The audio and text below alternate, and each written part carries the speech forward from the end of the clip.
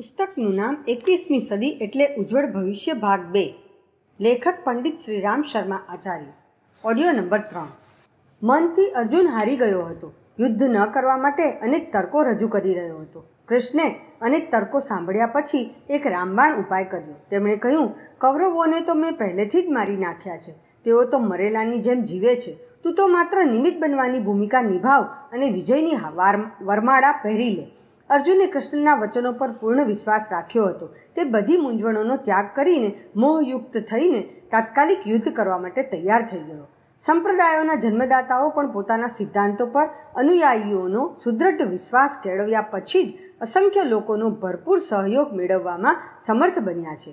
આધ્યાત્મ માર્ગના મૂર્ધન્ય પુરુષો પોતાના પવિત્ર ચરિત્ર અને કષ્ટ સાધ્ય તપ સાધનાની અગ્નિ પરીક્ષામાં પાસ થયા પછી જ એ સ્થિતિએ પહોંચ્યા હતા કે તેમના સિદ્ધાંતો અને પ્રતિપાદનોને આપ્તવચનો માનીને શિરોધાર્ય કરી શકાય. આજે વિનાશને સર્જનમાં બદલવા માટે અનુચિતને ઉચિતના અંકુશનો સ્વીકાર કરવા માટે જેવા જનમાનસનું નિર્માણ કરવું પડશે કે જે ભય, આતંક, અશુભ અને વિનાશને મગજમાંથી કાઢી નાખે અને જરૂરી પરિવર્તન કરી શકવાની શક્તિ પર બધાનો વિશ્વાસ સ્થાપી શકે. સાથે સાથે ભવિષ્યની સંભાવનાના સંબંધમાં દ્વિધાને છોડીને એ વિશ્વાસને સંપૂર્ણ રીતે હૃદયંગમ કરાવે કે ઉચિત અનુચિત પર વિજય પ્રાપ્ત કરી શકે એવો સમય હવે આવી ગયો છે. આ વિશ્વાસનો આધાર તર્ક, તથ્ય, પ્રમાણ અને દાખલાની હારમાળા શોધીને ઊભો કરી શકાય છે. એની સાથે જો એમાં ઈશ્વરની મરજી, મહાકાળની પ્રેરણા અને સુનિશ્ચિત સંભાવના બતાવનારી ઉચ્ચ સ્તરીય માન્યતાઓનો પટ પણ લગાડી શકાય તો તેને સોનામાં સુગંધ ભળવા જેવી ઉપમા આપી શકાય.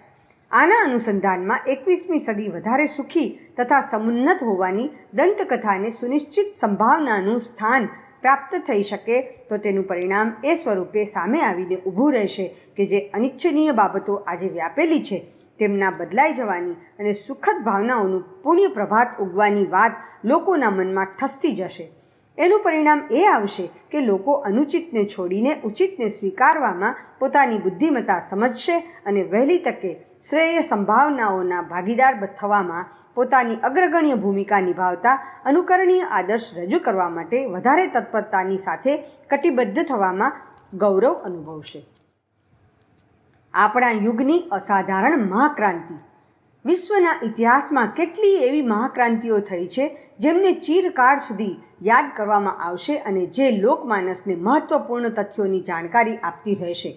સામાયિક સ્તર પર દરેક ક્ષેત્રીય સમસ્યાના ઉકેલ માટે થોડી ઘણી ઉથલપાથલ તો થતી જ રહે છે, પરંતુ વિશ્લેષણ અને વિવેચન એમનું થાય છે જેમાં વ્યાપકતાની સાથે સાથે પ્રવાહનું પરિવર્તન પણ જોડાયેલું હોય છે. આવી ઘટનાઓ જ મહાક્રાંતિઓ કહેવાય છે.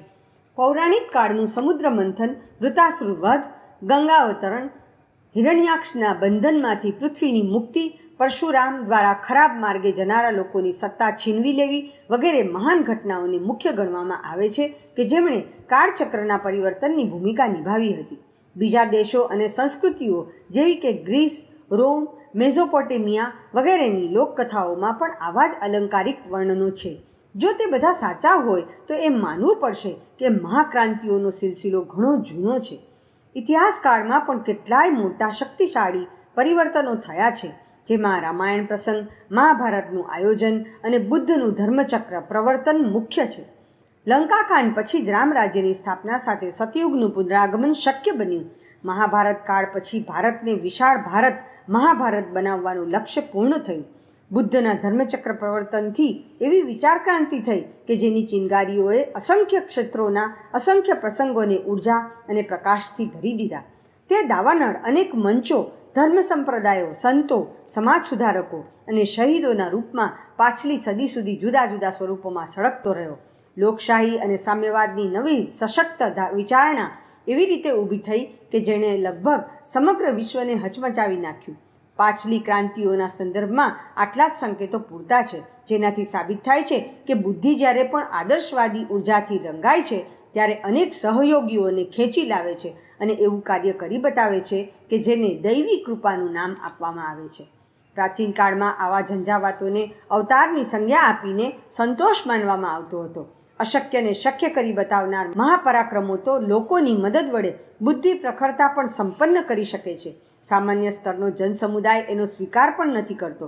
પાછલા મહાન પરિવર્તનોને યુગાંતરીય અથવા યુગ પરિવર્તનકારી કહેવામાં આવે છે. આ વખતે એવા જ પ્રચંડ પ્રવાહના અવતરણનો સમય છે જેને પાછલા તમામ પરિવર્તનોની સંયુક્ત શક્તિનું સમીકરણ કહી શકાય. પાછલા પરિવર્તનોમાં કેટલો સમય લાગ્યો હતો તે સંબંધી સાચું વિવરણ તો પ્રાપ્ત થતું નથી, પરંતુ વર્તમાન મહાક્રાંતિનું સ્વરૂપ સમગ્ર રૂપે પ્રગટ થવામાં લગભગ 100 વર્ષનો સમય લાગશે. આમ તો એનું કાર્ય આજથી ઘણા સમય પહેલાંથી ચાલી રહ્યું છે અને પૂરેપૂરું ચરિતાર્થ થયા પછી પણ કેટલોક સમય ચાલતું રહેશે. આપણા સમયના મહાપરિવર્તનને યુગાંતરના નામથી ઓળખી શકાય છે. યુગ પરિવર્તનની આ પ્રક્રિયાનો એક જ્વલંત પક્ષ ત્યારે જોવામાં આવ્યો કે જ્યારે લગભગ 2000 વર્ષોથી ચાલ્યા આવતા આક્રમણો તથા અનાચારોથી છુટકારો મળ્યો.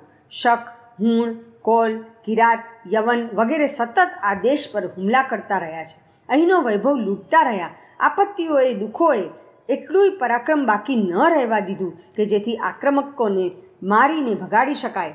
છતાં પણ મહાક્રાંતિએ પોતાનું સ્વરૂપ પ્રગટ કર્યું. 2 વિશ્વયુદ્ધોએ અહંકારીઓની કમર તોડી નાખી અને બતાવી દીધું કે વિનાશ માટે તત્પર બનેલી કોઈ પણ શક્તિ નફામાં રહેતી નથી. ભારતે લાંબા સમયથી ચાલી આવતી રાજનૈતિક પરાધીનતાની ઝૂંસરી જોતજોતામાં ઉતારીને ફેંકી દીધી. દાવાનળ એટલેથી જ ન અટક્યો. આફ્રિકા મહાદ્વીપના મોટાભાગના પ્રદેશો સાધારણ પ્રયત્નોથી જ સ્વતંત્ર બની ગયા. એ ઉપરાંત નાના નાના દ્વીપોએ પણ રાજનૈતિક સ્વતંત્રતા પ્રાપ્ત કરી લીધી. આ પ્રમાણે સંસ્થાનવાદ, વસાહતવાદ સમાપ્ત થઈ ગયો. આ દરમિયાન સામાજિક ક્રાંતિ કોઈ વિશેષ ક્ષેત્ર સુધી જ મર્યાદિત ન રહી, પરંતુ એણે આખા વિશ્વને પ્રભાવિત કર્યું. દાસદાસીઓની લૂંટફાટ અને ખરીદ વેચાણ બંધ થઈ ગયા. આટલા જૂના રિવાજને આટલી ઝડપથી ઉખાડી નાખવાનું શક્ય બન્યું, જાણે કે કોઈ મોટા વાવાઝોડાએ એ બધું જ ઉલટસુલટ કરી દીધું ન હોય. રાજાશાહીની વિશ્વભરમાં બોલબાલા હતી. બધે જ સામંતોની તતુડી વાગતી હતી. અમીર, ઉમરાવ અને જમીનદાર જ રાજાઓ બની ગયા હતા. તેઓ કોણ જાણે કઈ હવાના સપાટા સાથે કપાયેલી પતંગની જેમ ઉડી ગયા.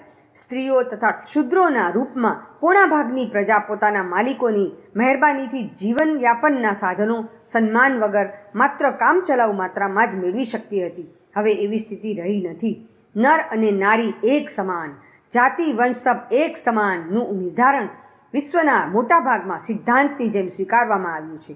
વ્યવહારમાં ઉતારવામાં થોડોક સમય તો લાગી રહ્યો છે, મુશ્કેલી પણ પડી રહી છે, છતાંય વહેલો મોડો આ સમસ્યાનો ઉકેલ આવી જશે.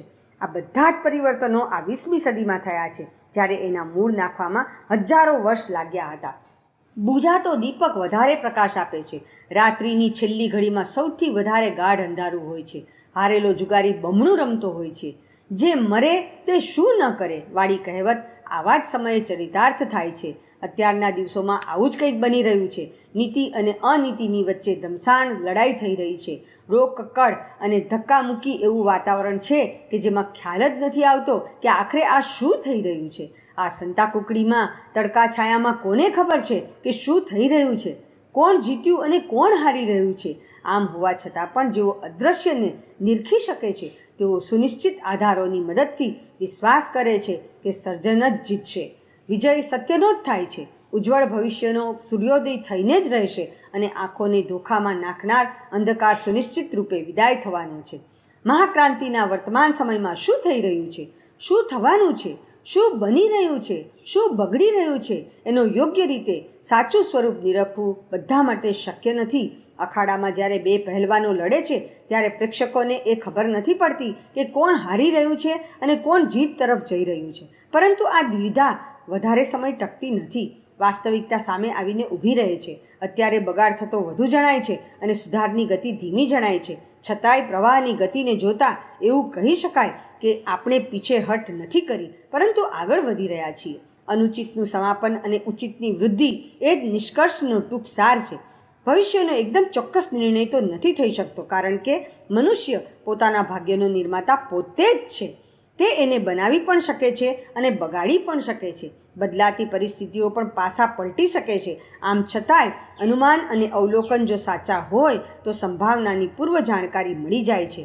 આ જ આધારે સંસારની અનેક યોજનાઓ બને છે અને પ્રવૃત્તિઓ ચાલે છે. જો ભવિષ્યની ધારણાના સંબંધમાં સ્થિતિ હંમેશા અનિશ્ચિત રહે તો કોઈ મહત્વપૂર્ણ વિષય પર કંઈક વિચારી શકવાનું અને એ દિશામાં પગલાં ભરવાનું શક્ય નહીં બને.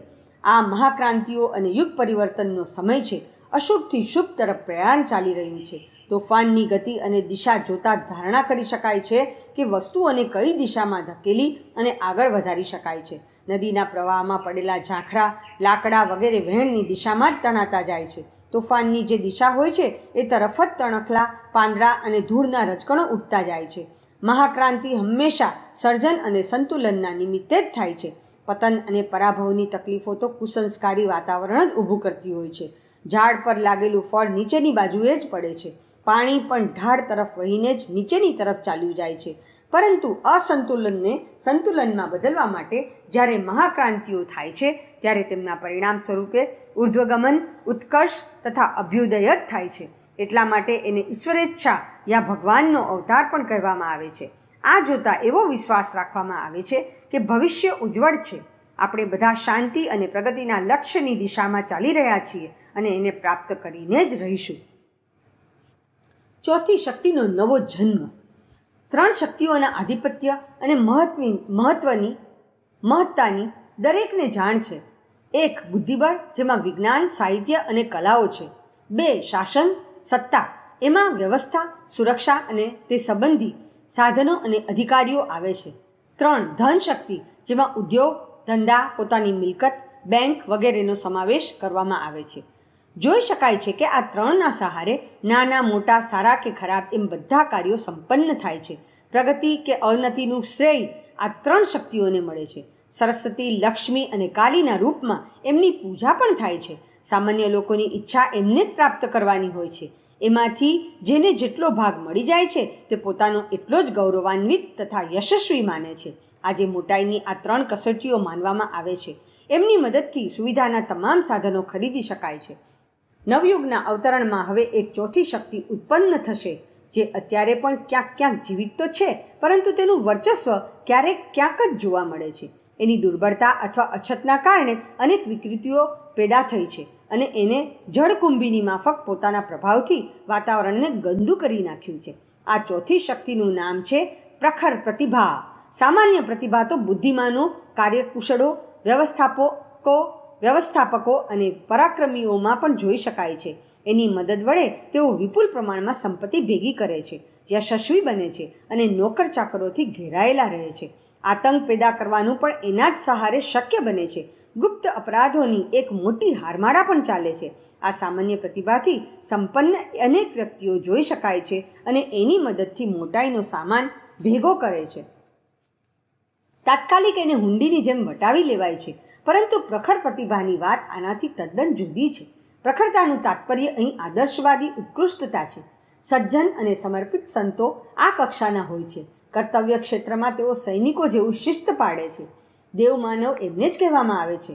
ઓજસ્વી, તેજસ્વી, મનસ્વી, વર્ચસ્વી, મહામાનવ, યુગ પુરુષ વગેરે નામોથી પણ આ વર્ગના લોકોને યાદ કરવામાં આવે છે. એમનામાં ઉચ્ચ સ્તરીય ભાવ સંવેદનાઓની વિશેષતા હોય છે. શ્રદ્ધા, પ્રજ્ઞા અને નિષ્ઠા જેવા તત્વો એમનામાં જોવા મળે છે. સામાન્ય પ્રતિભાવાળા લોકો ધન, યશ અને મોટાઈને માત્ર પોતાના અંગત હેતુ માટે જ મેળવતા હોય છે. જેને જેટલી સફળતા મળી જાય છે તે પોતાનો એટલો જ મોટો ગણી લે છે. લોકો પણ તેનાથી પ્રભાવિત થતા જાય છે. કંઈક મેળવવાની ઈચ્છાથી અનેક લાલચુઓ એમની પાછળ ફરે છે. અપ્રસન્ન થવાથી તેઓ અહિત પણ કરી શકે છે. એટલા માટે કેટલાય એમનું દબાણ સહન કરે છે અને અનિચ્છાએ સહયોગ પણ આપે છે. આ સામાન્ય પ્રતિભાનું વિવેચન છે. પ્રખર પ્રતિભા સંકુચિત સ્વાર્થથી ઘણી ઊંચી છે. એને માનવીય ગૌરવનું ધ્યાન રહે છે. એમાં આદર્શો પ્રત્યે અનન્ય નિષ્ઠા છે. લોકમંગલ અને સત્પ્રવૃત્તિઓ વધારવામાં તેને ઊંડી રુચિ હોય છે. પ્રખર પ્રતિભાનું દિવ્ય અનુદાન એક રીતે દૈવી કૃપા ગણાય છે. જ્યારે સામાન્ય લોકોને લોભ મોહના બંધનોમાંથી ક્ષણવાર માટે પણ છુટકારો મળતો નથી, ત્યારે પ્રખર પ્રતિભા સંપન્ન માનવો લોકોની સમસ્યાઓ પર જ વિચાર કરે છે અને એમના સમાધાનની જ યોજના બનાવતા રહે છે. ભાવનાઓ ઉત્પન્ન થતાં આવા મનુષ્યો મોટામાં મોટો ત્યાગ અને પુરુષાર્થ કરી બતાવવા માટે તૈયાર થઈ જાય છે. આવા લોકો અસફળ રહેતા શહીદોમાં ગણાય છે અને દેવતાઓની જેમ પૂજાય છે. અને જો તેઓ સફળ થઈ જાય છે તો ઇતિહાસને બદલી નાખે છે. પ્રવાહને બદલવો તે એનું કામ છે. આકાશ ખૂબ મોટું છે, પરંતુ તેમાં મર્યાદિત સંખ્યામાં તેજસ્વી તારલા ચમકતા જોઈ શકાય છે. એવી જ રીતે જન સમુદાયને પેટ પ્રજનન સિવાય બીજું કંઈ વિચારવાનું સૂઝતું જ નથી, પરંતુ જેની ઉપર દૈવી કૃપાની જેમ પ્રખર પ્રતિભા અવતરિત થાય છે એનો કાર્યક્રમ એવો થઈ જાય છે કે જેનું લાંબા સમય સુધી અસંખ્ય વ્યક્તિઓ દ્વારા અનુકરણ તથા અભિનંદન થતું રહે છે. સ્વાધ્યાય, સત્સંગ, પ્રેરણા, પરામર્શ વગેરે દ્વારા પણ સન્માર્ગે ચાલવાનું માર્ગદર્શન મળે છે, પરંતુ એ બધું એમના જ ગળે ઉતરે છે કે જેમની અંદર પહેલેથી જ ભાવ સંવેદનાઓ જીવતી છે. થોડી ઘણી પ્રેરણા જ એમનામાં ક્રાંતિકારી પરિવર્તન કરી નાખે છે. છીપમાં પાણીનું એક ટીપું જ મોતી ઉત્પન્ન કરી દે છે, પરંતુ રેતીમાં પડવાથી તો તે પોતાનું અસ્તિત્વ ગુમાવી બેસે છે. આ જ વાત આદર્શવાદી પરમાર્થોના સંબંધમાં પણ છે. કેટલીક વાર તો ઉપદેશકોમાં પણ કહેવા અને કરવામાં જમીન આસમાન જેટલું અંતર જોવા મળે છે. જો ભાવનાઓની પ્રખરતા હોય તો વ્યક્તિ વ્યસ્ત કામોમાંથી પણ સમય કાઢી લે છે, મનોબળ જાળવી રાખે છે અને તેમાં પોતાની સદ્ભાવનાના ખાતર પાણી આપીને વધારતો રહે છે. આ રીતે પોતાના સંપર્કમાં આવનારને પણ પોતાના સલાહ સૂચનની સાથે ઊંડી ભાવ સંવેદનાઓનો સમન્વય કરીને એટલા પ્રભાવિત કરી દે છે કે તેઓ આ દિશામાં ગમે તે કરવામાં જરાય ખચકાતા નથી.